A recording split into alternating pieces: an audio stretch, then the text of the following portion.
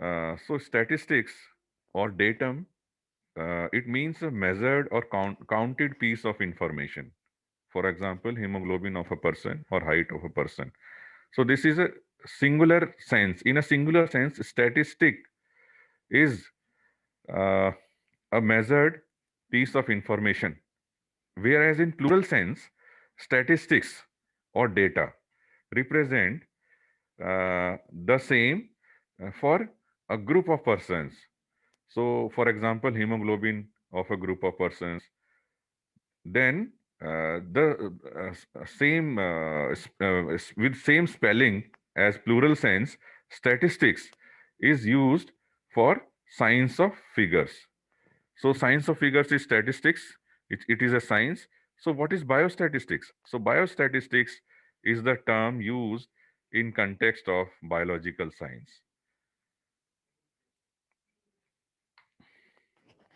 So what is statistics as a science? So statistics as a science is an art of gathering, analyzing, and making conclusions from data. So these words are important for gathering of data, for analyzing the data, and importantly, for making conclusions from the data. So this is actually an art. So statistics as a science, it is defined as an art. These are some of the prominent persons which are involved in statistics in history. The important ones are, as you know, Pearson's, that you know Pearson's correlation coefficient, then R.A. Fisher, then these Wald. There is something known as Wald statistics. So these are prominent figures in history. Then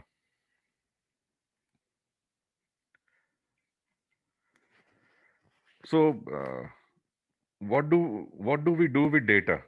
So a data after collection lying in a haphazard mass is of no use unless data is properly sorted. Sorted means you arrange the data in either ascending or descending order. So in properly sorted, presented data presentation in the form of tables and graphs, then comparison and analysis, and finally interpretation. So this is a flow chart. So there is a raw data. You uh, you do the something which is known as data manipulation. You filter the data, you sort the data, you present the data, then you then after these you do certain mathematical procedures on the data, and these mathematical procedures are known as statistical methods. We will learn about statistical methods in my future lectures, and after the statistical methods uh, we conclude, and on the basis of conclusion, we recommend something. So today we will learn that what are the recommendations in various discipline of medical science. So this is something important. A biomedical student, including laboratory technology student or MBBS student, should not depend on a statistician for statistical analysis. He or she should learn the application of methods himself or herself. So, what are the uses in physiology and anatomy? One of the use is to define what is normal or healthy in a population and to find the limits of normality. So, how we define what is normal? This is one of the example. We have taken hemoglobin of 23 subjects from a particular community, and these are the values of hemoglobin, and we calculate the range. So we can say if these 23 subjects were normal, assuming that they are normal, so the normal range of hemoglobin on the basis of this data is 10.5 to 14.5. This is on the basis of this data. Then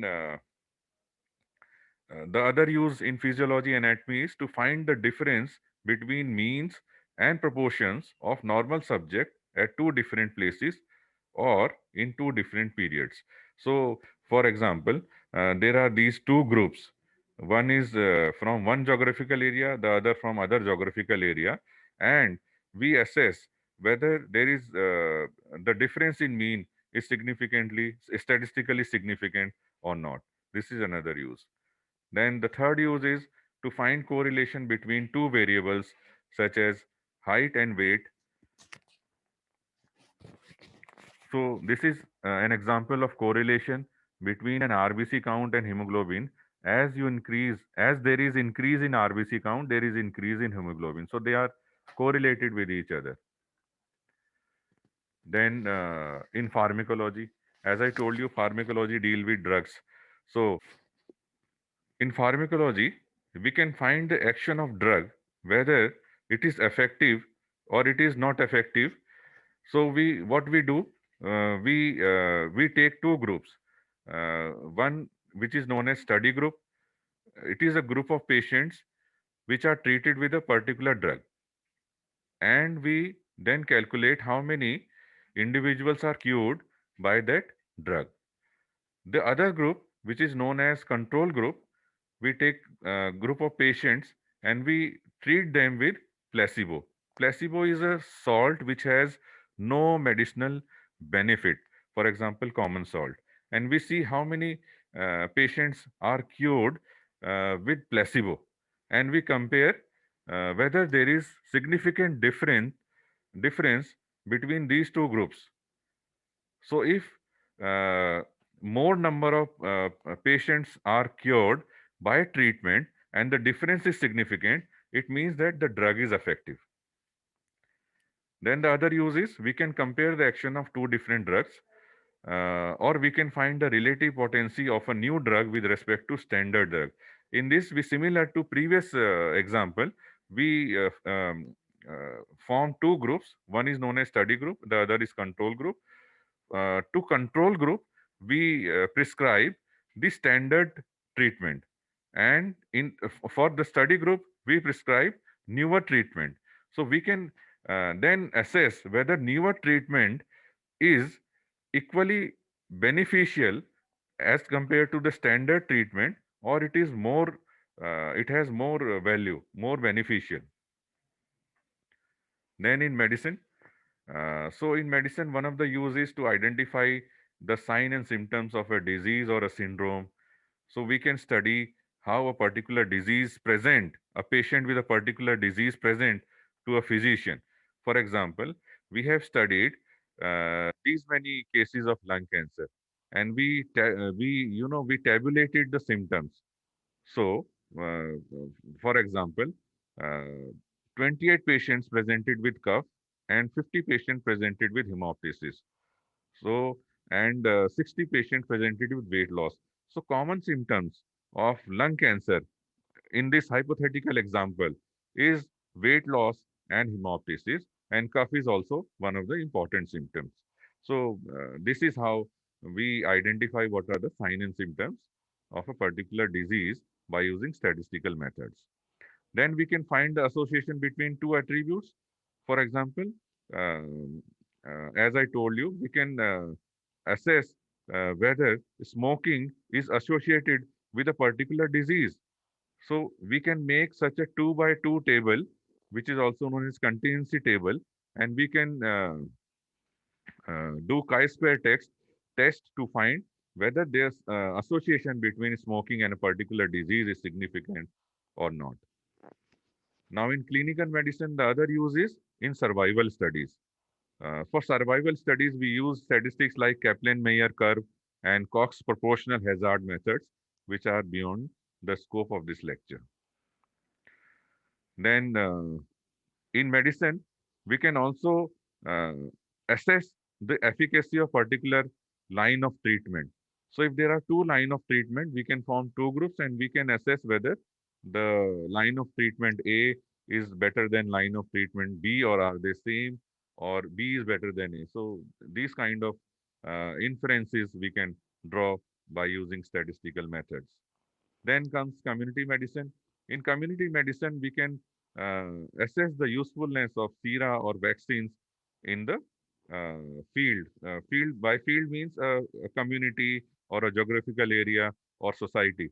So, for example, in society A, we administer a particular vaccine, and we then identify the incidence of disease. In the other group of society, that is society B, we do not administer the vaccine, and we assess the incidence of disease. So if incidence of disease is lower in society A where vaccine was given, it means that vaccine is effective.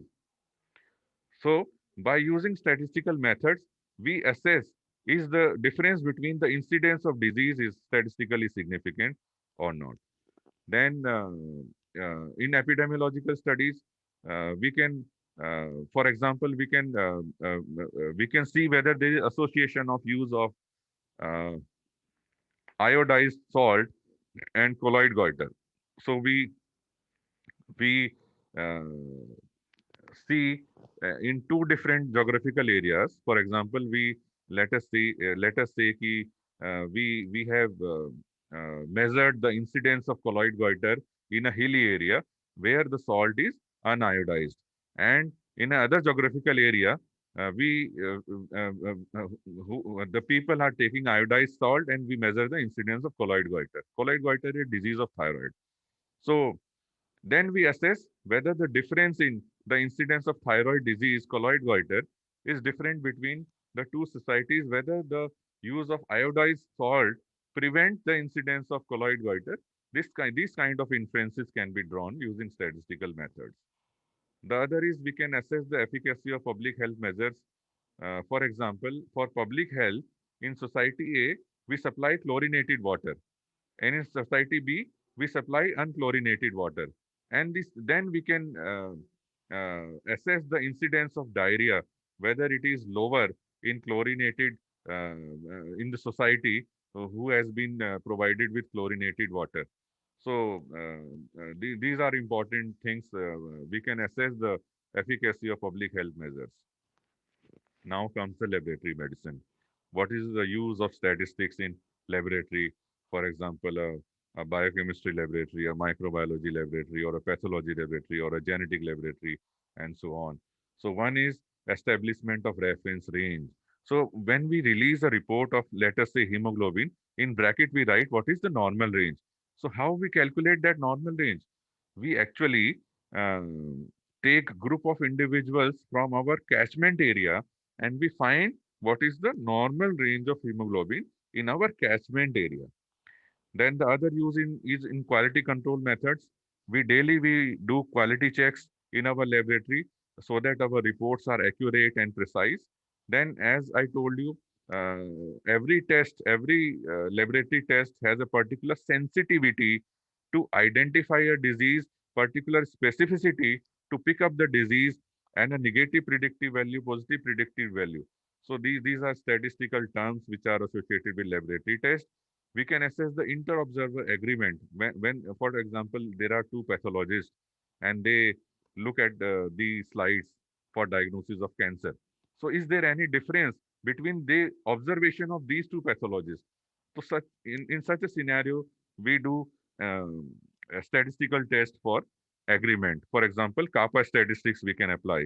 Then comparison of two methods with numerical results. For this, we can use Altman graph. Then we can also analyze time series, and we can do forecasting, which is useful in management of a laboratory. If we know how many typhoid tests we will receive next month or next year, it will be useful information for managers, laboratory managers. So finally, uh, in teaching, there is something known as learning curve. Every individual learn, and uh, uh, as a student or a individual, he gain experience, the number of mistakes decreases. And if you plot a curve, and that curve is known as learning curve. So such a statistical method is applicable in teaching. So what are the major activities in statistics? So this is a kind of uh, a summary, an example of different utilities of statistics. So one is exploration and visualization of sample data. Second is summary description of sample data, as I told you about descriptive statistics. Then we can do modeling of uncertainty. For example, if you flip a coin, what is the probability of getting head or a tail? So that kind of probability statistics are also useful. We can do forecasting. As I told you, forecasting about the number of typhoid tests which will get next month or next year. We can do forecasting studies. We can design experiments and surveys to test hypotheses, as I told you about inferential statistics. So, to derive an inference and conclusion, we test the hypothesis. So, this is all for today.